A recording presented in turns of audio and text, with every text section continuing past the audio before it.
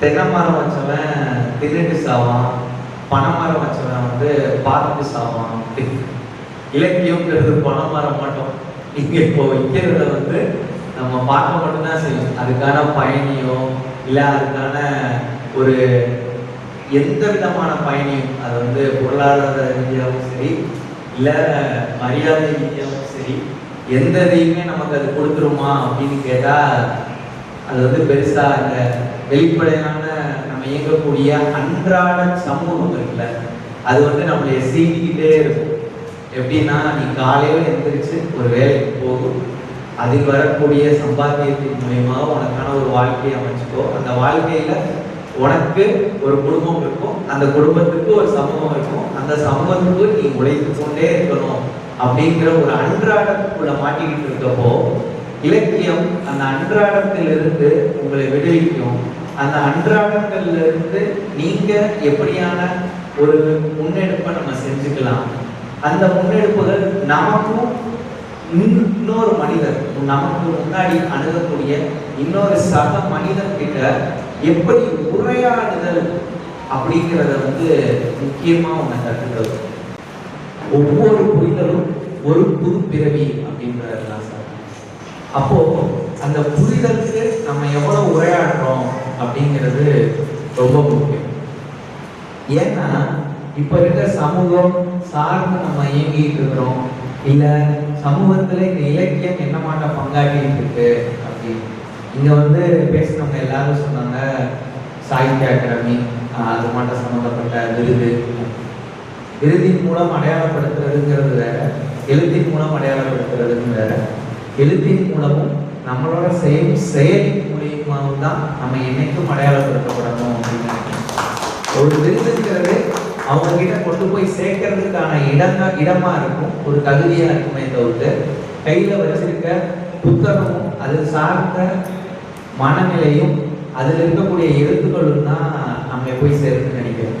அது புத்தகத்துக்கு மட்டும் கிடையாது, நம்மளோட மனநிலை, நம்மளோட மனிதர்களா நம்ம அந்த சமூகத்துல இருக்கோம்ல, அதுவும் ரொம்ப முக்கியம் நினைக்கிறோம்.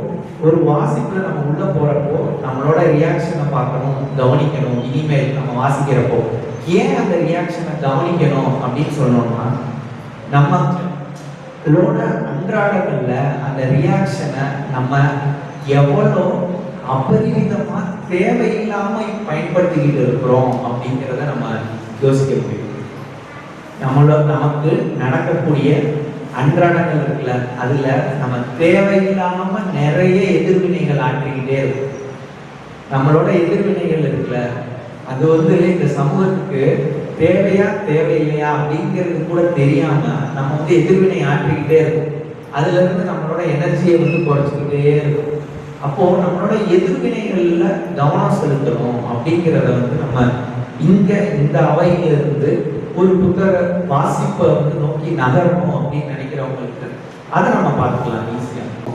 அதுக்கடுத்து என்னன்னா, நம்மளோட அதை எடுத்துக்கொண்டு போய் நம்மளோட அன்றாட வாழ்க்கையில அதை அப்ளை பண்ணி பார்க்குறப்போ என்ன மாதிரியான ரியாக்ஷன்லாம் நம்ம கொடுக்குறோங்கிறப்போ என்ன நடக்கும் அப்படின்னா, நம்மளையே கொஞ்சம் தள்ளி நின்று பார்க்க போறோம்.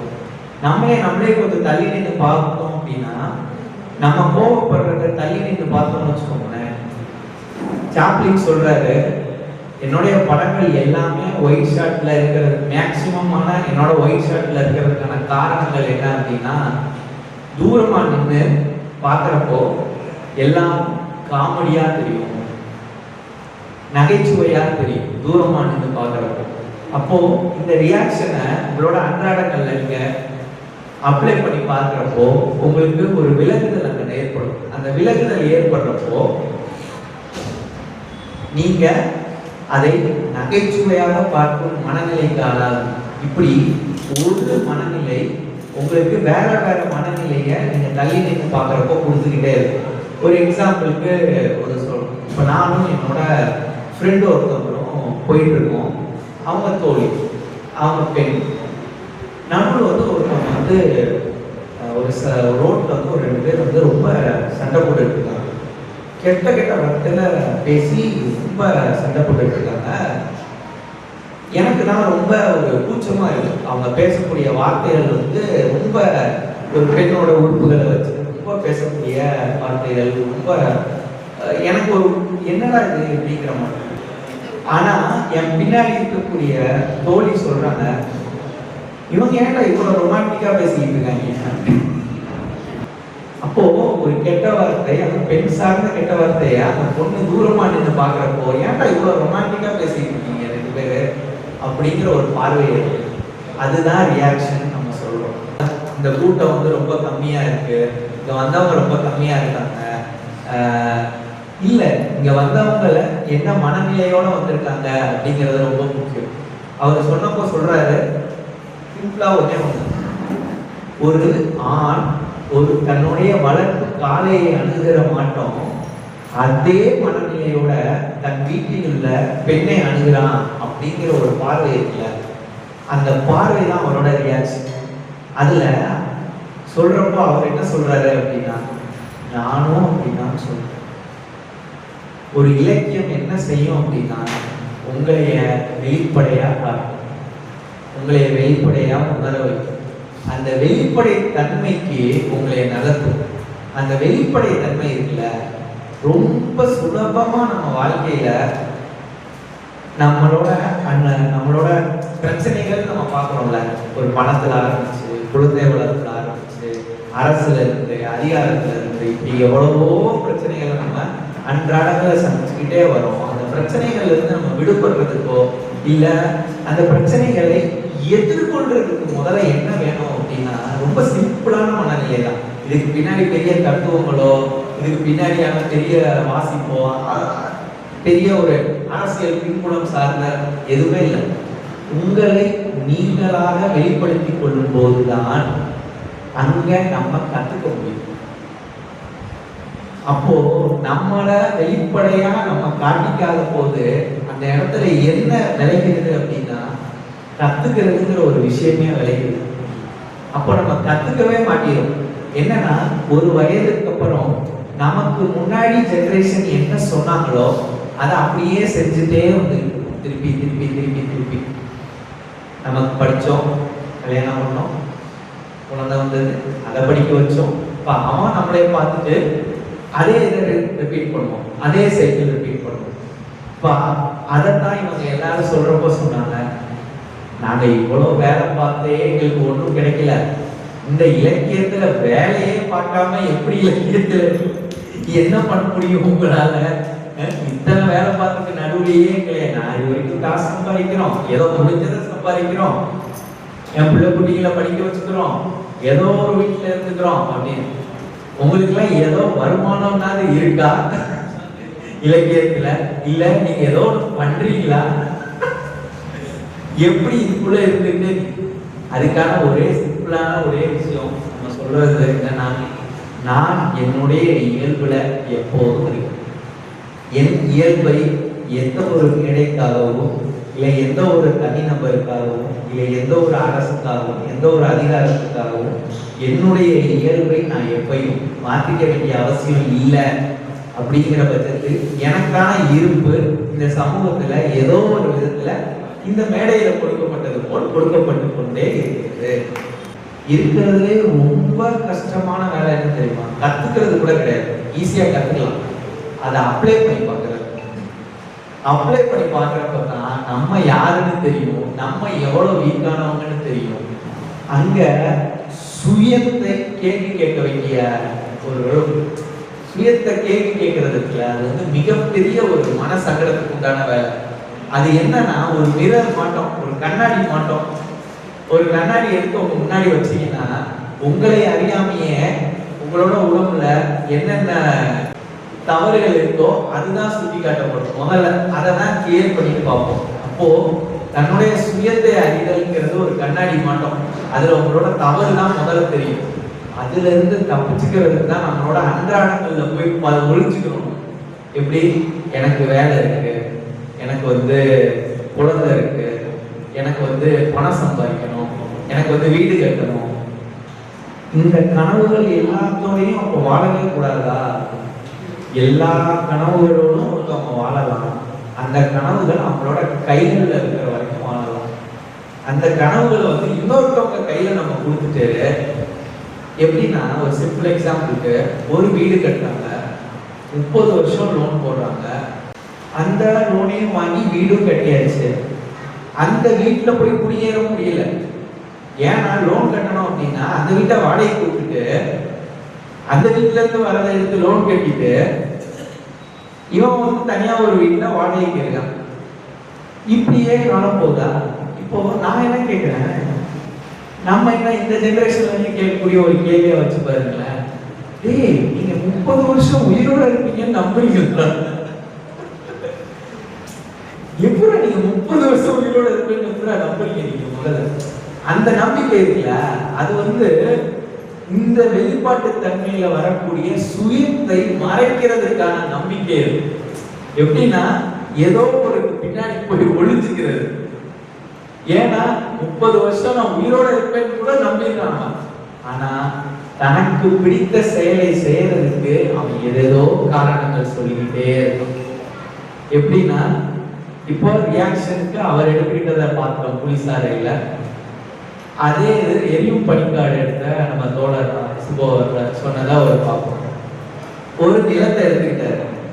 இது 100 வருடத்துக்கு முன்னாடி இருந்தது. இது வந்து இலக்கியமாகவும் பேசப்பட்டுருச்சு, படமாகவும் பேசப்பட்டுருச்சு, உலக அரங்கில் விவாதிக்கப்பட்டுருச்சு, எல்லாம் விவாதிக்கப்பட்டுருச்சு. இப்போ அந்த வாசிப்பவர் எங்க கொண்டு போறாருன்னு பாருங்க, தன்னோட சுயத்துக்கு கொண்டு போயிட்டாரு. அங்க டீ கடை தோட்ட எஸ்டேட்ல இருக்கிறவங்க எல்லாத்தையும் என்னவா மாத்திட்டாரு? டீச்சர்ஸா மாத்திட்டாரு. டீச்சர்ஸா மாத்திட்டாரு. அப்போ ஒரு சுயத்தை நம்ம அடையிறப்போ ஒரு நிலத்தையே மாற்ற முடியும். அப்படியான ஒரு சுயத்தை அடையிறதுக்கு நம்ம எந்த விதமான வரையறையும் வச்சுக்க தேவையில்லைன்னு நினைக்கிறேன். அதுக்குன்னு கட்டற்ற போக்கில் தாந்தோன்றித்தனமாக வாழணுமா அப்படின்னு கேட்டா நேரா எடுத்து கொண்டு போய் அந்த பாயிண்ட்ல நிப்பாட்டிடுவாங்க. இந்த அடையாளப்படுத்துதல் இருக்குல்ல, இந்த அடையாளப்படுத்துதல் வந்து மிகப்பெரிய சிக்கல். இங்க ஆசிரியராகவும் தன்னை எழுத்தாளராகவும் இங்க அடையாளப்படுத்தி இங்க வந்து எல்லாத்தையும் ஒரு வரையறைக்குள் வச்சு கொண்டு வந்து அங்க நிப்பாட்டி கடைசியில என்ன கேட்பாங்கன்னா, நீ எவ்வளவு சம்பாதிச்ச அப்படின்னு. அப்புறம் எதுக்கு இவ்வளவு வரையறை? இத்தனை விஷயங்களும் எதுக்கு? இத்தனை வரையறை சொல்றீங்க, கடைசியில கொண்டு வந்து எங்க நிப்பாட்டினா நீ எவ்வளவு சம்பாதிச்ச என்னப்பா? சோ இப்போ நம்ம பேசிட்டு இருக்க ஒரு சோசியல் கன்ஸ்ட்ரக்டிவ், ஒரு சோசியாலஜில ஒரு சமூகவியல் பார்வை, அதை வாசிப்பு வந்து துண்டு துண்டாக்கி உங்களுக்கு அந்த வாசிப்புங்கிறது நீங்க வச்சிருக்கக்கூடிய நம்பிக்கையை சரி. எந்த விதமான நம்பிக்கைனா, நீங்க உங்க மேல வச்சிருக்க நம்பிக்கை இல்லை, நீங்க நம்புங்கன்னு சொல்லி உங்களை நம்ப வச்சிருப்பாங்க பாருங்க, அந்த நம்பிக்கையை முதல்ல இந்த வாசிப்பு உடைய. இங்க இருந்து தப்பிச்சு வாங்கன்னு சொல்றோம்ல, தப்பிச்சு வந்தவங்க என்ன பண்றாங்கன்னா அங்க போயும் தன்னோட வாழ்க்கையவே தெரியும். தன்னோட அம்மா இருக்காங்களா, தன்னோட அப்பா இருக்காங்களா, தனக்கு நடந்தது ஏதோ ஒண்ணு இருக்கா, தனக்கு நடந்த விஷயத்தை கொண்டு வந்து அதுக்குள்ள தேடிக்கிட்டே இருக்கிறப்போ அது எப்படி சுவாரஸ்யமா இருக்கும். ஒரு மரத்தை போய் ஒரு தொடுறோம் ஒருத்தவங்க அப்படின்னா நீங்க யோசிச்சு பாருங்களேன், லாஸ்டா நம்ம மரத்தை தொட்டது எப்போ அப்படின்னு. லாஸ்டா உங்களுக்கு தெரிஞ்ச ஒரு பறவை, தெரியாத பறவையின் பேரை நீங்க எப்ப தெரிஞ்சுக்கிட்டீங்க அப்படின்னு. நான் ஒரு கதை, இதே இது பூத்தொன்று கூட்டிட்டு இருக்கிற சாகித்ய அகாடமி வாங்கின ஒரு கதை இருக்கு. அதுல பஞ்சுருத்தான் அப்படின்னு ஒரு பறவை இருக்கு. அந்த பறவையோட ஒரு குணாதிசயம் சொல்றாங்க. என்னன்னா, அந்த பறவை எங்கே போய் உணவு தேடினாலும் சரி, அந்த பறவை எங்க போய் உணவு தேடினாலும் சரி, அதோட இருப்பிடத்திற்கு வந்து தான் சாப்பிடும். இந்த ஒரு தகவல், ஒரு நேரடியான தகவல். நம்ம ஒரு பறவை பார்க்கிறோட நிகழ்வுக்கு போறோம், அங்க அந்த பறவையை பார்க்கிறோம், அதற்கு பின்னாடியான ஒரு செயலை நம்ம தெரிஞ்சுக்கிட்டோம். அது மூலியமா நமக்கு ஒரு கதை கிடைக்குது, அதை எழுதும். உங்களை இல்லத்துல கேள்வி கேட்டுக்கிட்டே இருக்கும். அப்போ உங்களுக்கு ஒரு பெரிய பயம் வரும். ஐயோ, நம்ம சேர்த்து வச்சிருக்க சொத்து, நம்ம சேர்த்து வச்சிருக்க மரியாதை, நம்ம சேர்த்து வச்சிருக்க பாரம்பரியம், நம்ம சேர்த்து வச்சிருக்க அதிகாரம் எல்லாத்தையும் விட்டுட்டு எப்படி நான் நிற்கிறது, அப்புறம் நான் என்ன எப்படி நான் அடையாளப்படுத்திக்கிறது அப்படிங்கிற ஒண்ணு இருக்குல்ல. என்னன்னா அப்புறம் என்னதான் அடையாளப்படுத்திக்கிறது, நம்மளோட இயல்புல வச்சுக்கலாம். என்னன்னா, நீங்க எவ்வளவு மகிழ்ச்சியா உங்களோட வாழ்க்கைய வாழ்ந்துட்டு இருக்கீங்க.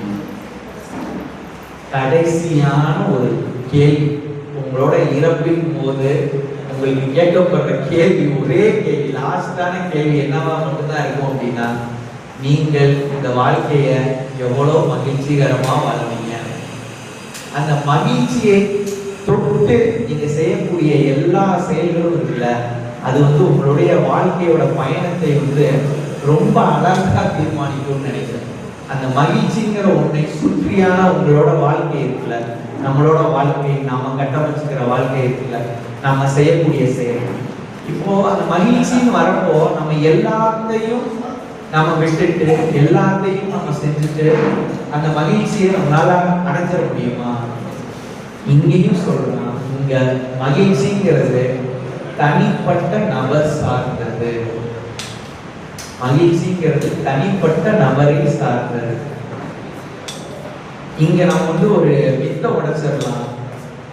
எல்லாருக்கும் 6 அடி குழி தோண்ட வேண்டிய அவசியம் இல்லை. கொஞ்சம் அதிகமாகவும் தோண்டணும், கொஞ்சம் கம்மியாகவும் தோண்டிக்கலாம். ஸோ இங்க செட்டால் 6 அடி அப்படிங்கிறதுல இருந்தே நம்ம மிகப்பெரிய மாற்றத்தை உண்டாக்கணும்னு நினைக்கிறோம். ஏன்னா இந்த 6 அடிங்கிறது கூட ஒரு வரையறை தான். இவங்க எல்லாரும் 6 அடிக்கு தான் இருப்பாங்க. அப்போ தேவையில்லாத ஒரு நிலத்துல ஒரு 5 அடிக்காரனுக்கு நம்ம 6 அடி நிலத்த வெட்ட வேண்டிய சூழல்ல 1/2 அடியை விட்டு தரும். அது எதுக்குமே இல்லாம ஒரு காணா குணமா கடைசியில எந்த மகிழ்ச்சியும் இல்லாம ஒரு 1/2 அடி உங்களுக்கு சேர்த்து கொடுக்கப்படும். ஸோ இவ்வளவு விஷயங்கள் நம்ம சொல்லிட்டு வரோம். சொல்லிட்டு வரப்போ இதை எல்லாம் வாசிப்பு கொடுக்குமா அப்படின்னு கேட்டா, நீங்க பஞ்சுருட்டானா இருக்காத பட்சத்தில் எப்படி ஒரு புத்தகத்தை எடுத்து கொண்டு போய் நீங்க உங்களோட இடத்துல கொண்டு போய் உங்களோட மனநிலையில வாசிக்கிறதுக்கு வாசிப்பு அவசியம் இல்லை. அப்போ ஒரு புத்தகத்தை அதோட தன்மையில அதோட அணுகுமுறையில உங்களை இழந்து நீங்கள் வாசிக்கும் ஒவ்வொரு எழுத்தும் உங்களுக்கான மகிழ்ச்சியை எப்போதும் கொடுக்கும். அதுதான் நம்ம லாஸ்டா சொல்லணும்னு நினைக்கிறோம். அந்த மகிழ்ச்சி இங்க இப்போ இந்த வருடத்திலிருந்து முதல் நாள்ல இருந்து, இது ஐயா சொல்ல மாட்டோம், ஆங்கிலமா இருக்கட்டும் தமிழா இருக்கட்டும், நம்ம என்னைக்கு இத கேட்கிறோமோ அன்னைக்கு தான் நம்மளோட முதல் நாள். அவ்வளவுதான். அது இன்னைக்கு ஆரம்பிச்சிருக்கு. அது இனி வரும் காலங்கள்ல மகிழ்வான நேரங்கள்ல மகிழ்வான தருணங்களா நம்மளோட வாழ்க்கையை அமைச்சுக்கும் போது நாம இன்னும் மேன்மையான மனிதர்கள் என்பதை விட நமக்கு நாம் உண்மையாக இருக்கும் பட்சத்தில் அந்த மகிழ்ச்சி தானாக ஒரு